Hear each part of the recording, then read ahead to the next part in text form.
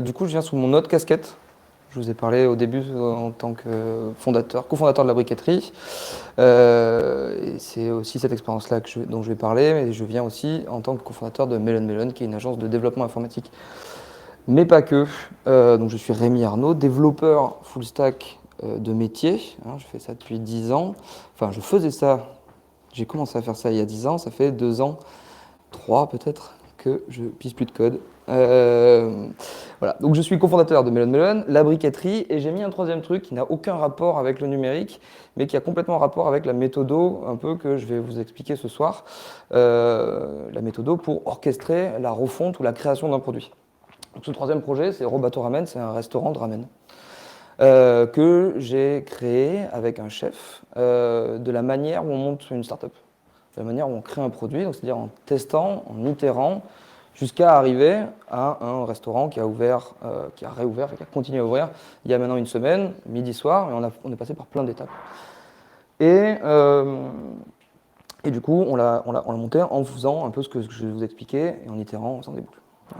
Pensez produit numérique, pensez aussi que ça peut s'appliquer aussi à un resto. Donc j'étais développeur full stack à la base. Après j'étais CTO as a service. Donc en gros je venais faire le CTO dans les boîtes et j'organisais des équipes. Et maintenant je suis PM. Pourquoi entre guillemets? Parce que je ne suis pas PM de profession, de métier. S'il y a des PM dans la salle, ils vont peut-être hurler silencieusement s'il vous plaît. Mais je ne suis pas PM, je suis entrepreneur quelque part. C'est ça, un PM. Mais je suis quand même passé à travers une trentaine de produits depuis ces 10 ans, et donc du coup, je suis un peu PM au doigt mouillé, quoi. Euh, donc comment on fait pour orchestrer la refonte d'un produit, la création d'un produit, quand c'est pas son métier? Donc j'ai 8 étapes. C'est pas une recette stricte, hein. Donc avant tout, et surtout pour réorchestrer un produit, il faut tout poser à plat.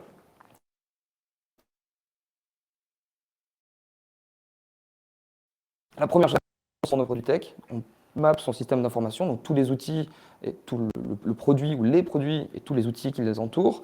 On vient découper son ou ses produits en fonctionnalités, en services. On se demande quelle data elle génère, par qui, pourquoi, comment. On vient en fait du coup retracer la vie à travers son système d'information de toutes les informations, que ce soit de l'utilisateur final ou de vos différentes équipes. Le but, c'est de tout poser à plat. Et moi, je vous conseille d'utiliser un outil comme Miro. Donc, du coup, mapper, faire des lignes, mettre des documents, enfin, etc., etc. Si vous voulez faire plusieurs Miro, vous pouvez. Un, normalement, suffit. Nous, c'est ce qu'on fait à la briquette. Quand un client arrive avec un produit à refondre, en gros, on vient tout lui faire poser. Ça prend un peu de temps, mais c'est essentiel. Bonjour, je vous en prie. Vas-y, je t'en prie. Une question à se poser et aussi à intégrer dans le Miro, si vous voyez que c'est important, c'est quelle équipe compose et crée ce produit. Quelles sont leurs compétences, ce qu'ils font et surtout ce qu'ils ne font pas. Un développeur front, c'est pas un DevOps. Un designer UI, c'est pas un UX researcher. Un cuisinier, c'est pas un pâtissier. Une fois qu'on a posé un peu le produit, qu'on sait ce qu'on a, on va essayer de ressortir les hypothèses qui composent ce produit. Donc je me base sur un client qu'on a eu il y a très peu de temps, mais en le fantasmant un peu. Donc si des gens savent de quoi je parle, c'est pas exactement ça qu'on a fait, mais ça me permet d'imager. Sur ce produit, ils avaient créé une plateforme de contenu pour répondre à des problématiques des utilisateurs, des problématiques de vie. Et ils avaient créé juste une sorte de méga blog avec des systèmes de recherche un peu poussés parce qu'ils se sont dit, nos utilisateurs ont un problème, ils vont venir le chercher chez nous. Ils vont taper des recherches et ils vont le trouver. Mais ils ont eu un problème, c'est que les utilisateurs qui venaient ne trouvaient pas ou ne revenaient pas lire le contenu alors qu'il était là et que ça répondait bien à leurs problèmes. Et donc, c'est pour ça qu'ils ont amorcé du coup une refonte. Ils se sont posé la question de pourquoi nos utilisateurs ne reviennent pas chez nous alors qu'on a la solution sur le truc, il suffit qu'ils la trouvent. Donc la première chose à faire, une fois qu'on a défini ces hypothèses et qu'on a fait ressortir ces hypothèses, on va essayer de les invalider, on va essayer de les valider. Surtout les invalider. La première chose à faire, une fois qu'on a posé et qu'on sait ce qu'on va chercher, les problématiques qu'on va essayer de résoudre, c'est c'est demander à vos utilisateurs. Vous n'êtes pas, en tant que personne qui crée un produit, un utilisateur. Vous ne savez pas ce que veulent vos utilisateurs savent mieux ce qu'ils veulent que vous. Donc, posez-leur des questions. Ne pensez pas à la place des autres, ne pensez pas à leur place. Et une bonne chose à faire, pourquoi les utilisateurs vont vous donner des réponses? C'est dans la sauce, quoi. Ils adorent venir vous donner des conseils. Donc pour ça, je vous conseille de travailler avec un UX Researcher et un outil qui s'appelle Dovetail, dont on a parlé au précédent Pastis.tech pour les gens qui viennent à tous les épisodes. Sinon, c'est sur YouTube. Quand vous faites ce travail, le but, c'est de ne pas essayer de montrer que vous avez eu raison. Au contraire, c'est de vous prouver que vous avez potentiellement eu tort. Donc, c'est essentiel de ne pas poser de questions biaisées. Vous ne devez pas essayer de faire répondre l'utilisateur dans un sens, ou poser votre question dans un sens, il faut être le plus neutre possible. C'est pas facile de créer ce genre de questions, c'est pour ça que je vous conseille de travailler avec un UX Researcher. Donc ça, c'est la problématique qu'on est arrivé à formaliser tout à l'heure. Une fois qu'on leur a demandé s'ils venaient chercher, nous, ce qu'on a eu comme réponse, c'est non, en fait, je viens trouver une solution, je ne viens pas chercher une solution. Pour chercher une solution, j'ai Google. Du coup, je n'ai pas besoin de venir sur une autre plateforme qui me demande d'utiliser une barre de recherche moins bien faite que Google, parce que ce sera toujours moins bien fait que Google. J'ai besoin qu'en fait, on me donne la solution quand j'arrive. Donc, on va vérifier, grâce à votre schéma et à la donnée que vous savez que vous avez, si ils vont bien ne pas chercher. Si les quelques utilisateurs à qui vous avez posé des questions ne vont bien pas chercher les données, enfin les réponses. Sur ce client-là, on avait en effet beaucoup de gens qui cherchaient des problématiques. En fait, ils posaient une question. Le contenu n'ayant pas les mots-clés qu'ils utilisaient, évidemment, ils ne la trouvaient pas. Mais du coup, on s'est rendu compte qu'ils venaient pour poser une question. Donc, si j'ai le contenu qui répond à leurs questions et que l'utilisateur arrive avec sa question formulée, je vais du coup avoir une idée de ce qu'il faudrait faire. Donc j'ai une nouvelle hypothèse. Si je leur propose du contenu à leurs questions, ils reviendront pour reposer les questions et du coup, il y aura une récurrence. Donc de là, une fois qu'on est arrivé à créer une nouvelle hypothèse, on va essayer d'imaginer une nouvelle solution. Donc une nouvelle feature.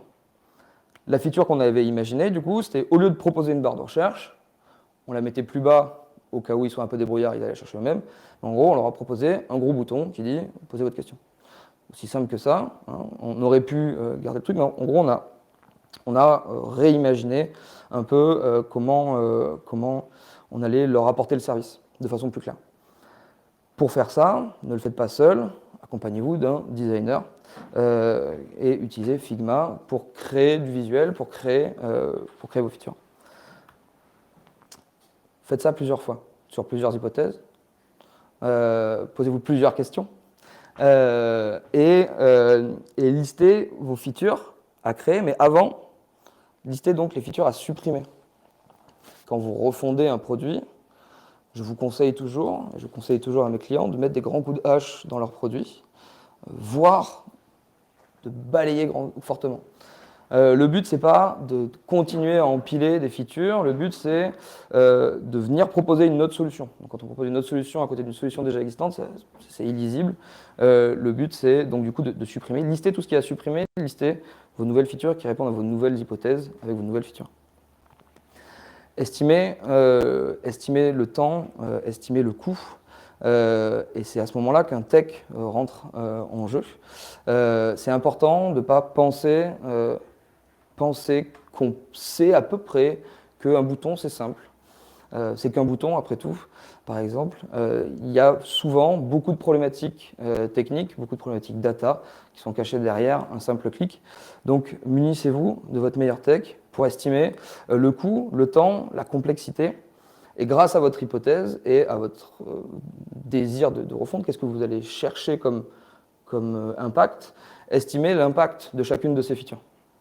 Le but, c'est d'avoir un peu une matrice, de savoir que cette feature est super simple, ça ne va pas avoir un gros impact, mais on peut la faire en 2 jours et l'envoyer. Ok, on peut la tester.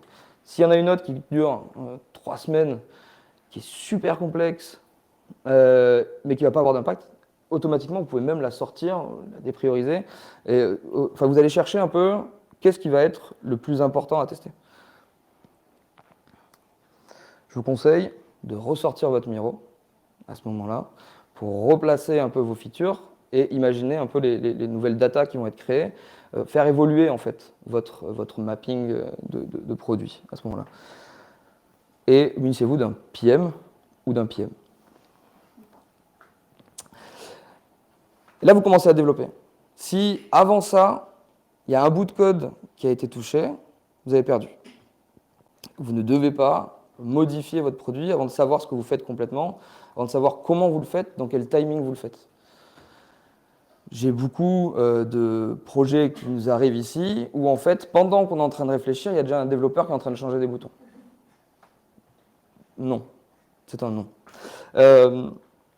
Faites une feature par une feature. Le but, c'est pas de tout changer, tout remettre un blooby-boulga d'idées et d'aller jeter. Le but, c'est de voir si votre changement a eu un impact, récolter la donnée, parce que vous allez rajouter du tracking, vous allez récolter la donnée, et pouvoir l'analyser sereinement.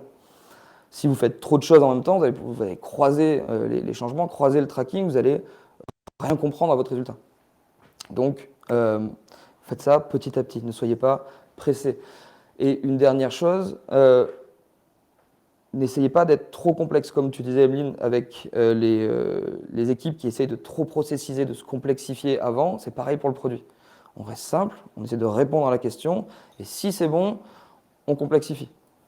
Et si en complexifiant c'est plus bon, on peut revenir en arrière. Si on fait un truc trop compliqué direct, bon, ça marche souvent pas, ou des fois ça marche. Des fois ça marche, mais ça marche souvent pas.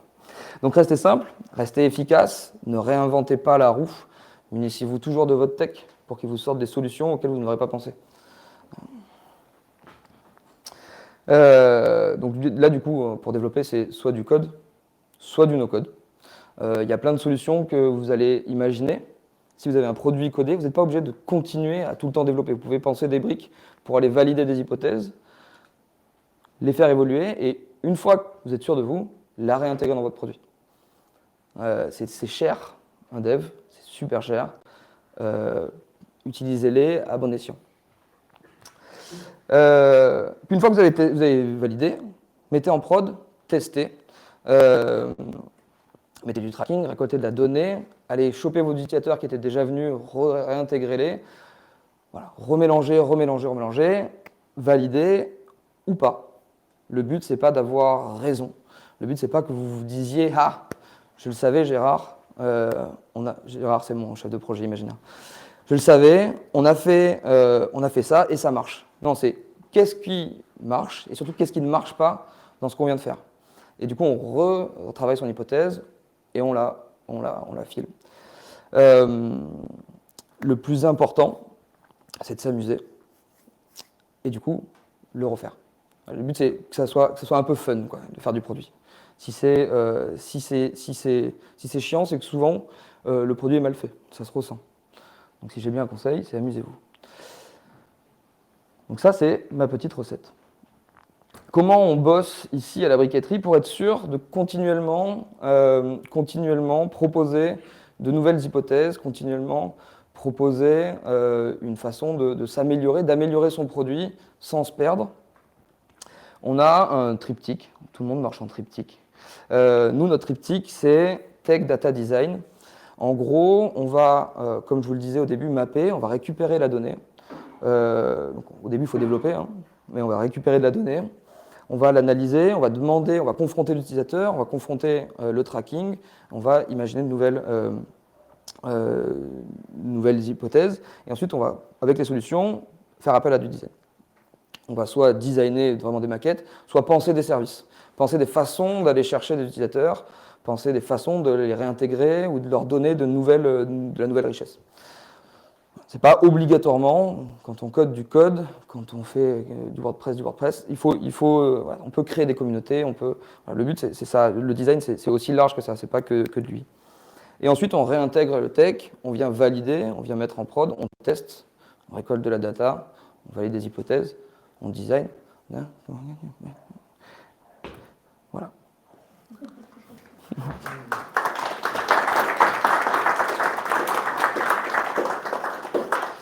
J'ai fait aussi cette présentation pour que je puisse la donner à mes clients quand ils arrivent à la briqueterie, pour qu'ils comprennent facilement pourquoi je ne veux pas développer dès la première seconde. Est-ce que vous avez des questions? Du coup, on a la phase de poser à plat ce que vous voulez faire, mais on va passer sur du design directement, on ne va pas récolter le design system. Enfin, récolter tout, pas le design system, le système d'information. Il n'y a pas d'existant. Donc en gros, on va juste commencer par valider vos hypothèses, enfin décrire vos hypothèses et aller les chercher. Nous, ce qu'on fait souvent quand des projets arrivent avec beaucoup d'idées. La majorité du temps, ils veulent avoir une feature centrale, puis rajouter une feature, parce que moi, mon rôle, quand tu as un projet qui rentre à la briqueterie, c'est de tout découper et de creuser pour aller récupérer la feature centrale. Et voilà, donc le but, c'est de nettoyer. Donc quand vous voulez créer un produit, posez tout sur papier, pareil sur le Miro, pensez votre système d'information et ensuite nettoyez. Le but, c'est d'aller chercher la feature centrale. Et après, on va développer une hypothèse, on va trouver une solution, et quand il n'y a pas de produit, venez au code ou au no-code le plus tard possible. Le but, c'est d'aller valider que les utilisateurs seront d'accord avec ce que vous allez créer. Et pas créer pour ensuite voir si vos utilisateurs sont d'accord avec ce que vous avez fait. Je ne sais pas si c'est clair. Très bien. C'est mieux de supprimer. Moi c'est ce que j'aime bien. Hein. Après, chacun a ses méthodes. J'aime bien supprimer et voir si on nous demande où c'est passé. Donc, je valide par le manque. Et souvent, j'aime bien supprimer même des features qui ont l'air utilisées, etc., parce que ça ne rentre pas avec l'hypothèse qu'on a. Elle rentre en conflit. C'est deux choses qui sont aussi importantes l'une que l'autre. J'enlève celle qui existe, je crée la nouvelle. Et on voit en fait si c'est plus important que l'autre, s'il y a un manque, s'il y a une frustration, si en fait les gens adoptent la nouvelle façon de faire pour répondre à la même problématique. Voilà, donc ça permet de... tu peux tester, mais tu viens tester par le non, quoi, par la redemande. Moi, c'est plutôt comme ça que je fais. Ouais, je suis plutôt adepte du coup de hache. Quoi.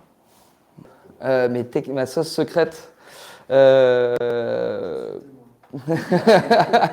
oui, on a travaillé sur ce fameux client pseudo-imaginé. Je travaillais avec Tristan et Kirk. Voilà, le but, en gros, c'est de leur demander pourquoi. Ce que je fais, c'est... Bon, je ne fais pas 5 pourquoi, il y a la règle des 5 pourquoi pour creuser. Normalement, au bout de 2-3, c'est bon, on a trouvé une réponse et ils bégayent. Le but, c'est d'amener le bégaiement, quoi. Pourquoi on fait ça? Mais je comprends pas. Qui c'est qui t'a donné? Et souvent, en fait, quand tu vois que la feature elle est pourrie dès le début et que tu creuses, ben, en fait, c'est un fondateur qui s'est dit, tu vois, voilà. Quand il y a ce truc-là, quand tu arrives à trouver ce truc-là, c'est facile d'aller déconstruire. Quoi. Voilà, mais après, des fois, je me gourre aussi, hein, mais du coup, le but, c'est d'aller les amener à se questionner. Donc, c'est beaucoup de psy, en fait. Ouais.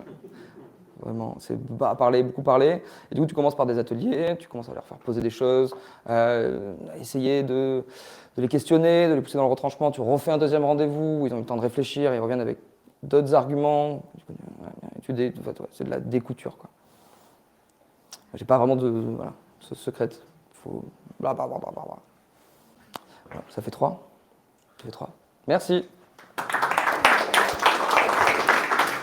Tu me dis le inside.